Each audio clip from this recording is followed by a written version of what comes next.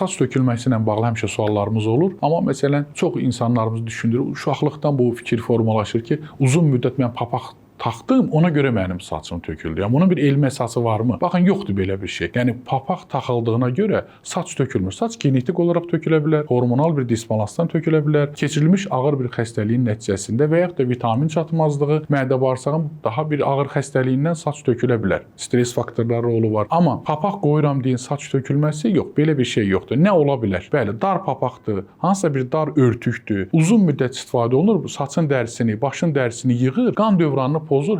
Bu saçın genetik saç tökülməsini aktivləşdirə bilər. Daha çox spazm yarada bilər. Havasızlıqdan ikincili mikroblar inkişaf eləyə bilər, tərləmə çox ola bilər. Bunu da qeyd edeyim arada. Əgər saçınız gün ərzində tərləyibsə, həmin gün mütləq saçınızı yuyun. Tərli qalmasın. Yəni biz həkim olaraq hər gün saç yuyulmanın tərəfdarı deyilik, amma tər varsa, güclü tərləmə olubsa, sabaha qalmasın, saç yuyulsun. Çünki o tərdən çıxan o müəyyən bir proseslər saç kökünü zəiflədə bilir. Bax, buna diqqətli olun. Bir də papaqdır deyib keçməyin. Yəni bu örtükdür. Bunu bəzən papağı illərlə yumurlar. Orada olan mikroblar başın dərisində, yəni başqa bir infeksiya yarada bilər. Bu da irinli iltihab proses yaradar, saç kökünü zəiflədə bilər. Yəni papaqdırsa da onu da heç olmasa ən azı həftədə bir dəfə yumaq lazımdır. Həmişə gözəl görünəsiniz, həmişə gözəl olasınız. Sağ olun.